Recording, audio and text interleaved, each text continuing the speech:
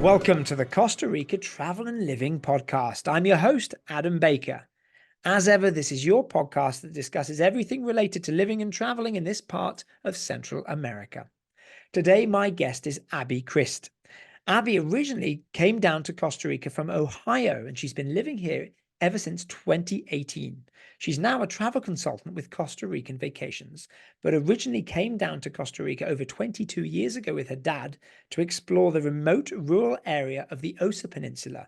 She now resides and lives in Drake Bay, a place that she knew as a teenager she would one day call home. I've really enjoyed my chat with Abby, and I think you will do too, as we discuss the topic of the pros and cons of the price of paradise. What does it mean to live in an area where a little development would help the infrastructure of the local community and improve everyone's day-to-day and well-being, but too much development runs the risk of really impacting the local area and perhaps losing its cultural heritage, as well as affecting the natural surroundings? It's a great conversation. I think you'll enjoy it. As ever, please don't forget to give us a thumbs up and a like if you're enjoying this series. And of course, don't forget to hit subscribe as well to never miss an episode. So without further ado, let's jump into my conversation with Abby.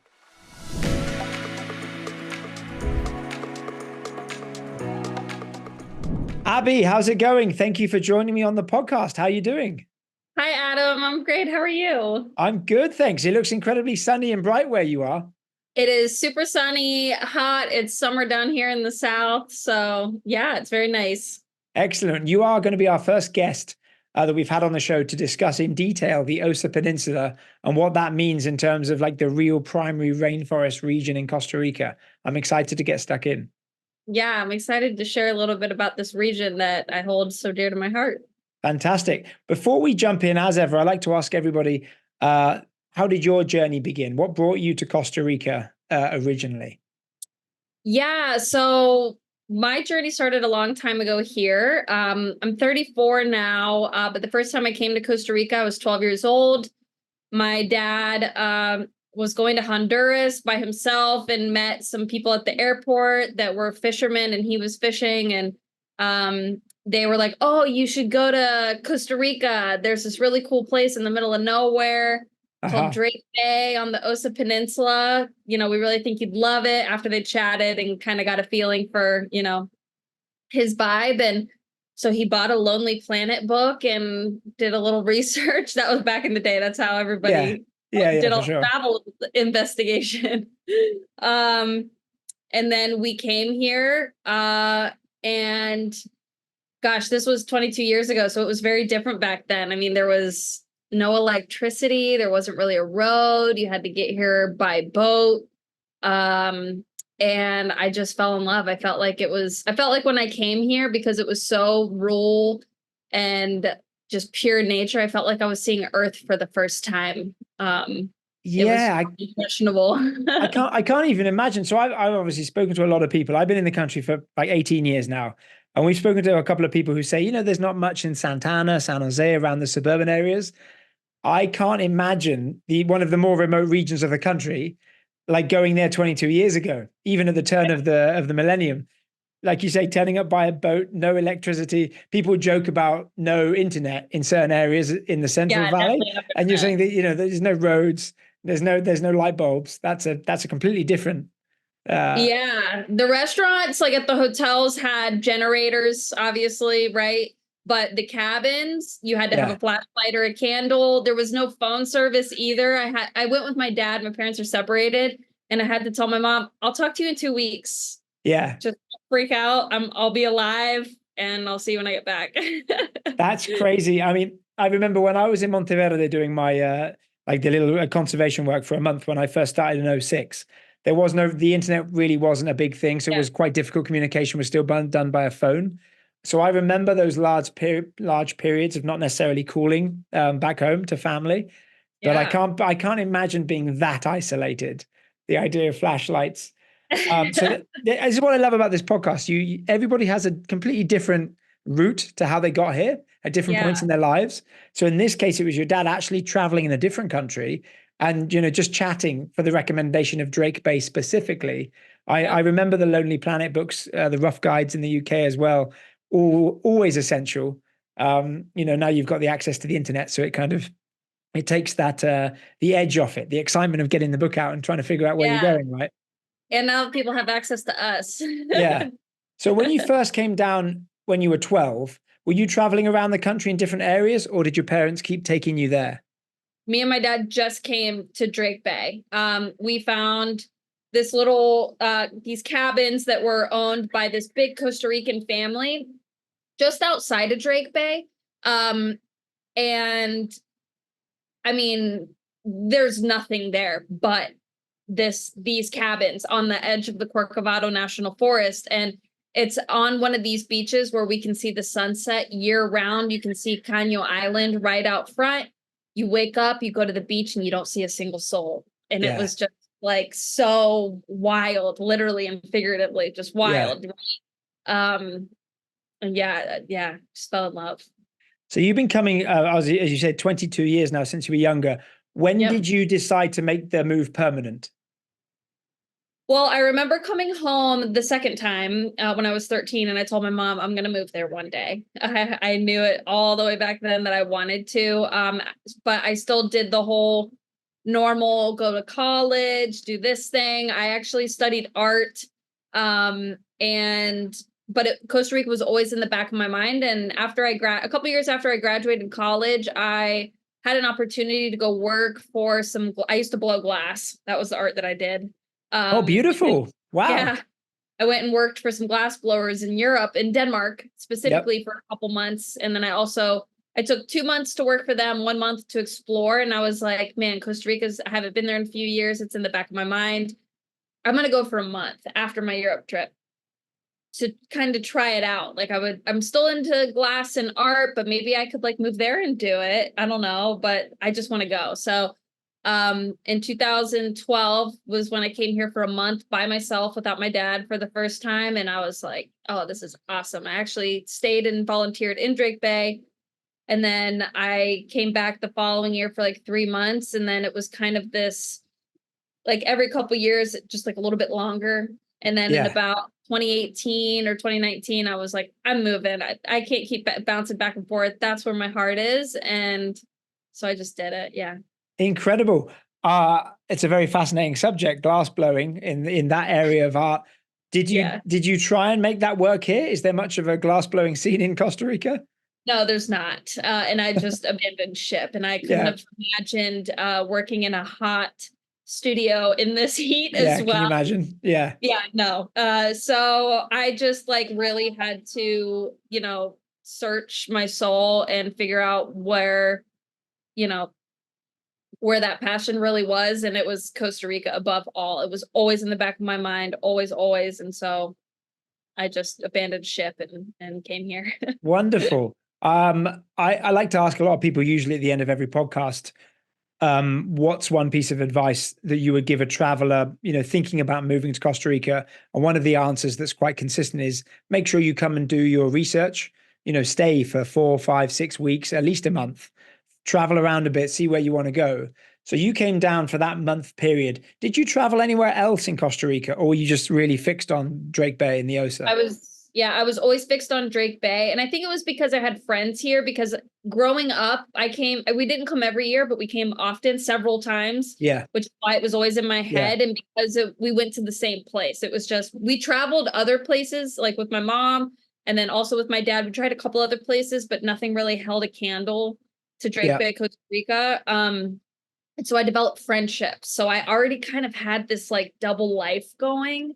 It wasn't until my adult years, like later on, well, I was adult from the beginning of staying here for a long time. Later on, that I started exploring more of the country and falling more and more in love with it. And that's kind of how that progressed. Yeah. Wonderful.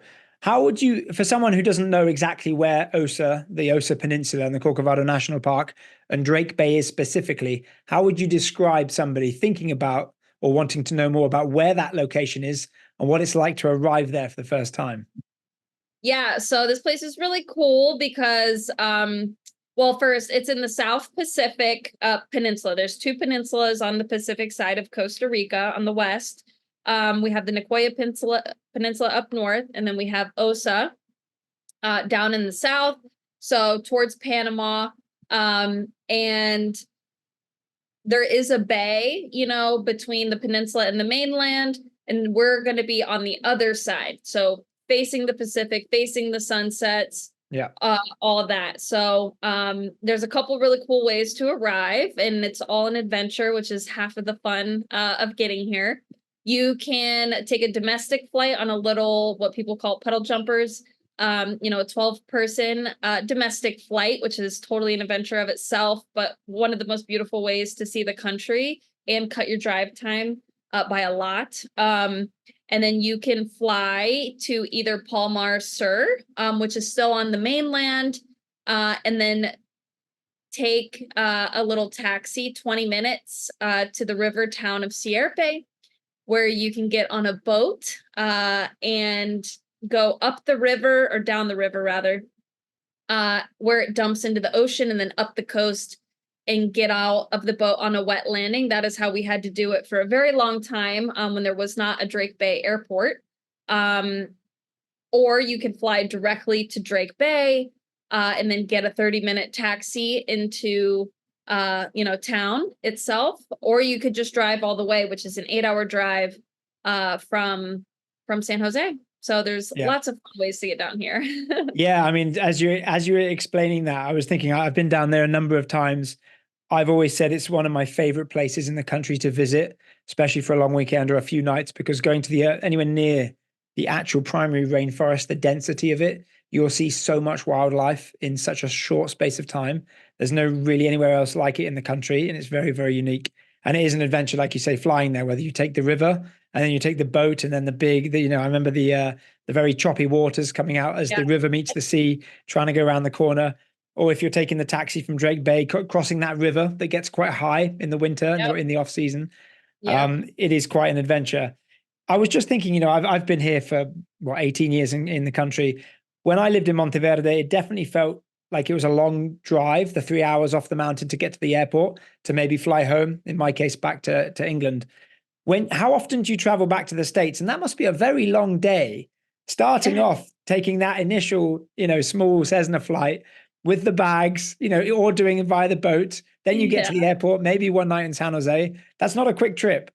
No, it's an all day. Normally on the way home back to the States, I can do it kind of in one go. But I mean, I try to take, I think it's an 8 or 9 a.m. flight here, and then try to get, a noon or 1 flight out of San Jose, and then I'm from Ohio, so there's never direct flights. There's always a layover in the South. Get home anywhere between 10 and midnight. So I feel your pain. It's a long way over the ocean back to Europe, but if you were that far away, I was thinking with the amount of bags, we will like to go back once in a while. So it sounds beautiful. And I want to get into a couple of questions here that we were discussing before going live. You coined this phrase, which I think is a really good phrase, the price of paradise. And that definitely sounds like it's a two-sided coin, the good and the bad. So can you tell me a little bit about that phrase that you and your friend coined a while ago, what that means and how you how you describe it? Yeah, absolutely. So Drake Bay is a very rural area. This part of the Osa Peninsula is very rural. The other side, it's starting to kind of explode a little bit more and develop a little bit more in Puerto Jimenez and that side. So over here, we are lacking a lot of modern day conveniences. Here in Drake Bay, we do not have a bank. You either have to drive an hour and a half or 2 hours, depending on if the road is fixed or not, because we do not have a paved road. We have a dirt road, and the rain can really destroy that and create potholes, and you have to go slow. So you either have to go a couple hours to Puerto Jimenez or to Palmar, taking the boat back up the river, So we don't have banks. We don't have a veterinary office. We don't have a pharmacy. We don't even have a gas station, but we have a shack where this guy gets they're called pachingas. So like huge, barrels of gasoline, they get filled weekly, and they basically cut a 2-liter pop bottle, put a PVC pipe on the other end, and that's how we fill the gas tanks. Food is a little pricey over here because everything takes a while to get in. So, that is why we say we have the price of paradise, because, for instance, we also don't have good mechanics. We have one, it's a little older, likes to have some beers, not the best option. So yesterday, for example, Yeah. I needed to go to the mechanic for something very simple. I left at 6 in the morning and I did not get home till 2 p.m. because it was an hour and a half drive to Puerto Jimenez. And then I needed to go to the ATM to take advantage of the fact that I was out there, and Yeah. then go to the vet office, run my errands, and a lot of these houses as well down here are very traditional, humble Costa Rican homes. We do not have air conditioning down here. Most people don't have glass in their windows. They're just screens and bars, that Yeah. are actually designed really beautiful. It doesn't Yeah. sound like a prison, but Yeah. bars and screens. So, the houses can get a little dirty, a little easier because everything's not super tight and closed and insulated like, modern day. Yeah. So it's just a little more difficult to live here, because we don't have those conveniences, that most of us are used to. Yeah. So it's absolutely beautiful. And as you say, but the price is the challenges of the day to day, not just the higher costs of like stuff that are technically imported to the literal area Yep. of the town itself. No, I mean, it makes a lot of sense. Yeah. I guess I also wanted to continue the idea following on the pros and cons of being a foreigner and I guess, if you will, the good, the bad, and the ugly of development. Mm-hmm. Overdevelopment, as we've seen in other areas of the country that used to be really rural areas. There's an Yeah. area just south of Ovita called Ojochal, which is kind of exploding in terms of the real estate market. Yeah. When you looked at how isolated back in the day areas of Malpais and Santa Teresa are, they still have a rough road, but development has hugely taken over in the last 10, 15 years. I guess that kind of fits in that with that idea of the price of paradise, but perhaps on the other side. You talk about, gentrifying an area. How do you balance the pros and cons with the need for development, but at the same time not taking away the cultural heritage of the area? This is something that keeps me up at night and something that stresses me out, because I fell in love with this place before any of this. I loved it when there was no electricity. I wouldn't be able to live like that now, Yeah. full time, but this is something that is constantly weighing on my mind because, in this area where I live, it has not yet been gentrified. In about an hour radius, there's maybe a population of 1,000, 1,500 people maximum. There's probably somewhere in Drake Bay alone, so like not in an hour radius, but maybe like a 20-minute radius. There's only probably 20 foreigners that live here, Right. 15, 20. Yeah. So I'm very conscious of the fact that I would love there to be a little bit more development for the ease of the locals, even because it is hard when people are making minimum wage, which is only $3 an hour here, to take a boat and pay for that, and then a taxi to go to Palmar because they don't have cars, to go to the pharmacy just to get a medicine or something like that. Like, I want there to be more ease for the locals. I want people to make more money and be more successful, but not at the cost of destroying how beautiful and rural this is. Like you said, the biodiversity here is insane. It's the best in the country. Costa Rica, National Geographic declared Corcovado National Park is one of the most bio-intense places on the planet. We need to keep that. We're already seeing major changes in Corcovado National Park where it's starting to be a little bit commercialized and monetized even more. Starting to see, these changes that we're all super cautious of. And you see in some other areas, like the places where you mentioned, Ojochal, Uvita, Malpais, it has just the gentrifying and the amount of expats that are coming and implying their standards of living, has made it unaffordable for locals. It's changing the culture. You can't even find that many sodas anymore, which are the local mom and pop restaurants with the typical food. The foreign food outweighs it by a lot.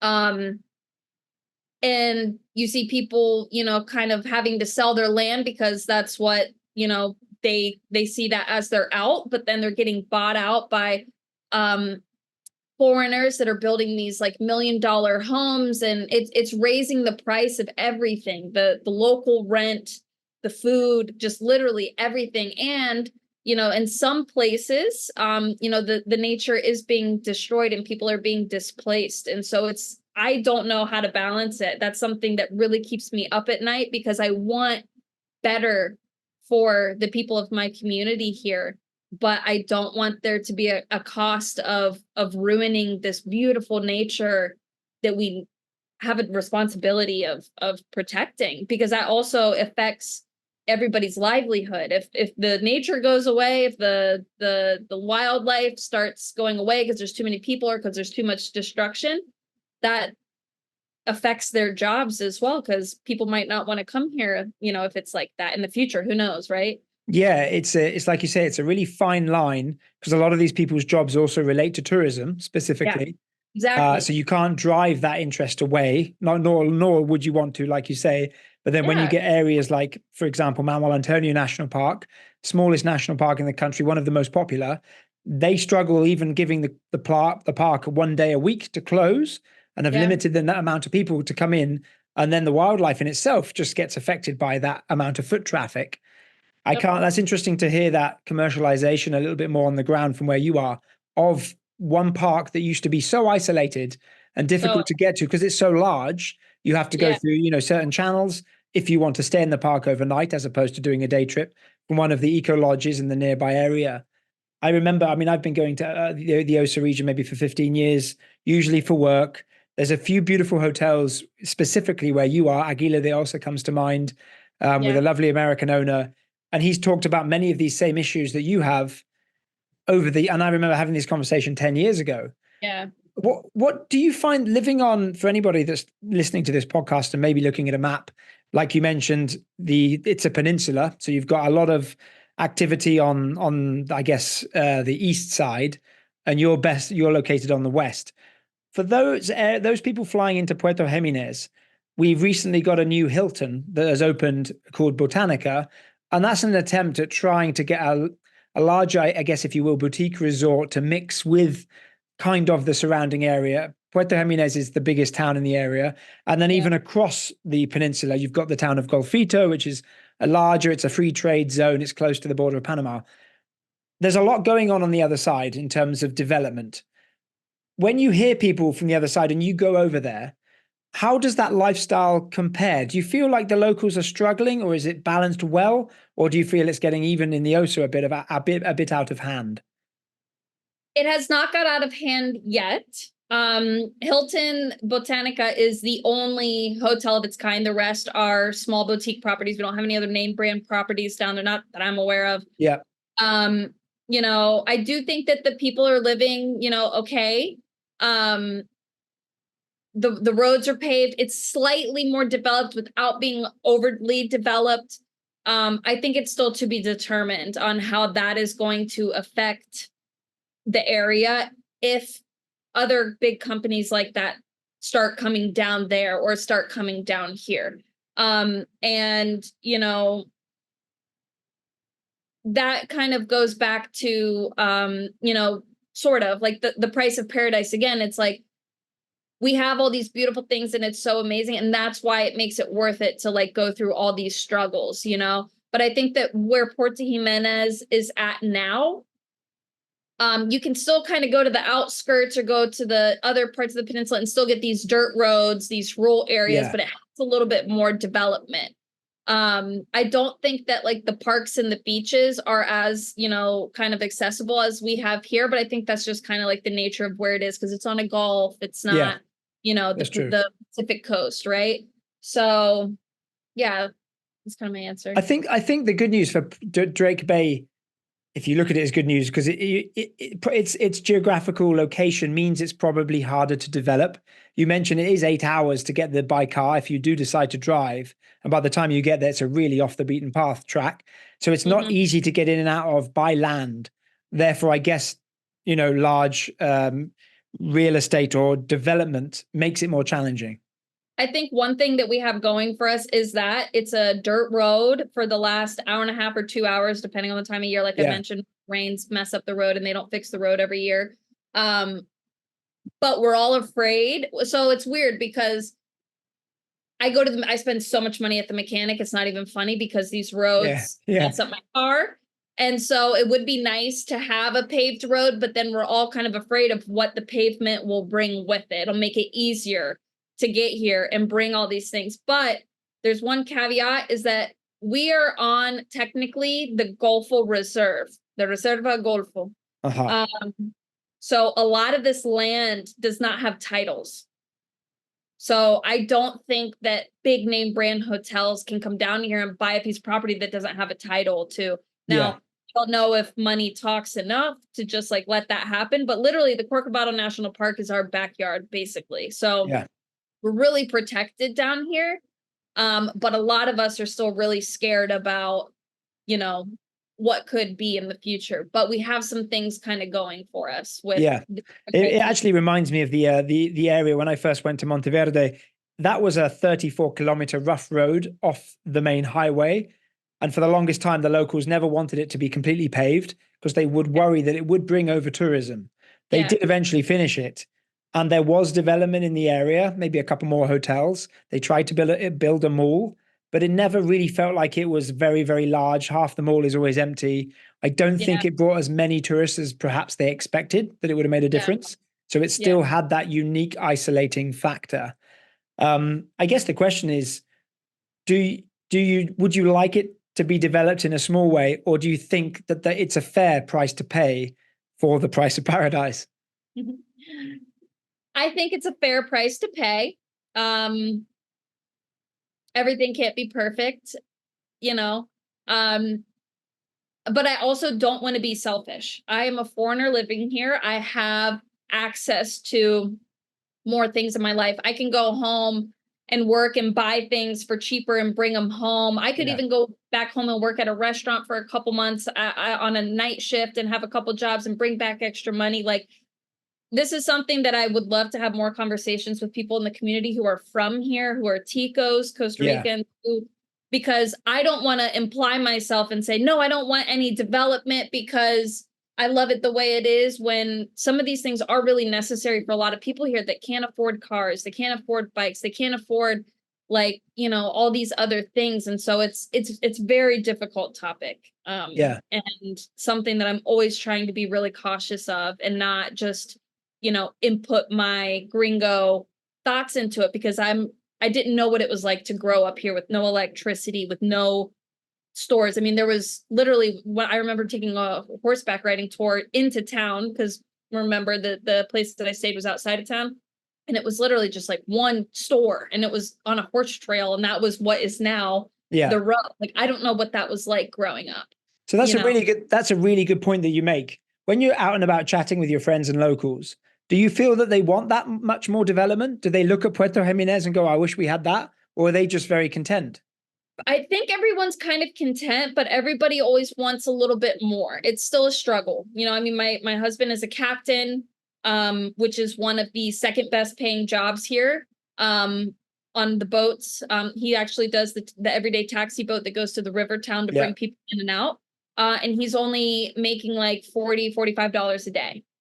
So it's really hard to get ahead, especially with the rising price in food and electricity and that kind of stuff. Our rent is still pretty moderate, so we have that going for us, but it's hard to get ahead when all everyday, you know, things, clothes and all this stuff cost like what it costs back in the States. And so everybody wants a little bit more, but I think everybody that I've talked to is still in agreement that, like, we don't want to lose what we have. I mean, in the middle of high season, I can take a walk up we have a beautiful coastal trail that goes from Drake Bay all the way to the park. You could walk up the. I've done the walk. It's amazing.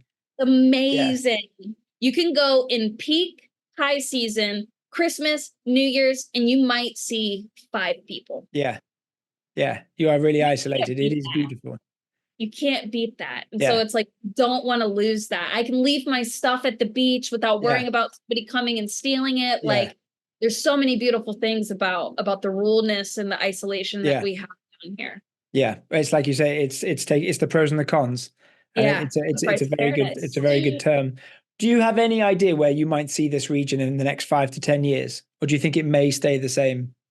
They're talking about paving. They've been talking about it for years, but more and more, they came down a couple years ago and started measuring, in the middle of town, because they're going to have to destroy a little bit of like some buildings because it's not legally, up to code for like to build a road, a paved road. I think we're going to see it. I think we're going to start seeing it. It's just to be determined. I think that, Osa is the last frontier here in Costa Rica, so to speak. I mean, sure, there's a lot of wild places still, especially in the middle of the country, in the mountains, all that. But in terms of touristic, places, it's kind of like the last frontier. And I'm kind of hoping that everybody's eyes stay on the other side of the peninsula, and that we just see a little bit more comfortability coming our way for the locals' sake. But it's really to be determined. I hope that the government doesn't sell us out. I know that a lot of this land is protected. There's not titles. And so I hope that they don't sell us out and ruin their gem, the gem of this country. Do you think you see yourself there for the long term, even if there was a road and it still starts to get developed? 1000%. I mean, I just feel blessed that I knew it before that, if it ever comes to that. I just feel so blessed that I spent the majority of because it'll still take a while, right? Like the stuff that, how stuff works in Costa Rica, it's a little slow. It's hard to get stuff moving. So I think it would still probably be 10 to 15 years. And by that time, I'll be in my 40s, maybe like onwards to 50. So I will just be so thankful that I got to, experience it before it got there, but I hope it never does. For sure. Couple of questions before I leave you. Because you're in such a beautiful place, where in Costa Rica do you go to vacation when you're trying to escape for a week? I love Arenal volcano. I've been there like 4 times. I would go again. I went to Monte Verde for the very first time this year, and I loved it. I loved it. I stayed at Senda, which is literally one of my favorite hotels I've ever been to, period, now, anywhere, because it was just, everything about it was amazing. And what's so cool about Costa Rica is there's so much diversity and there's so many different types of forest. And so being in a super tropical sea level place with primary forest and lots of like land mammals and stuff, to go to Monte Verde and be in the cloud forest, and it's misty and foggy and mossy, like the forest is mossy, and oh gosh, it blew my mind. I loved it. Fantastic. That's a lovely combination of places to go to altogether. I always like to ask one question in terms of tips. So you're a Drake Bay Osa expert. For anybody wanting to come and travel, visit, vacation in Osa, perhaps they're thinking about moving down to a more isolated region, what one tip would you give them before they come down? If you are coming down, don't be scared of the rainy season. We do have the rainforest here, and that is the beauty of it. We get like 9 or 10 beautiful months out of the year, even with some showers. And that kind of goes for the whole country, but especially down here, I feel like we get more rain than the majority of the country. Yeah, for sure. It's amazing. So I would recommend, just keeping that in mind and having a great attitude about it. I mean, that's why you're coming here, is to experience the rainforest. So if it rains a little bit, that's kind of what it is. And make sure you get a good rain jacket and a cheap little $10 or $15 dry bag on Amazon. There you go. Very, very true. And it is important because you will get wet, but that is half the fun, right? It's a rainforest. Kind of the hint is in the title of the location. Abby, it's been really fascinating speaking to you. It does make me want to go down there. I'm also an avid diver, and I love diving out of Drake Bay. Isla del Caño is beautiful. The whales, the dolphins, there's so much going for the region, and it is special for all those reasons you mentioned. So thank you for taking the time to discuss it with me. If anybody wants to reach out to you, I'll put your information below on YouTube and anywhere else this podcast is going out. And hopefully get you back on maybe in the near future to discuss any developments with the roads for better or worse. I would love that. Thanks so much for having me. No problem at all. Keep in touch. Bye-bye. Bye-bye. Well, that was a fascinating subject and something I really enjoyed getting into with Abby to understand a little bit more about really living in a rural region of Costa Rica, one that's still really out there. As Abby said, when she first came over, well over 22 years ago now, there was no electricity, just generators. It's come a long way, of course, but still no paved roads, so it really is off the beaten track. If you would like to reach out to Abby, please find her information in the description box below if you're watching on YouTube, and she'll be more than happy to get back to you or even help you plan a trip here to Costa Rica and perhaps the primary rainforest.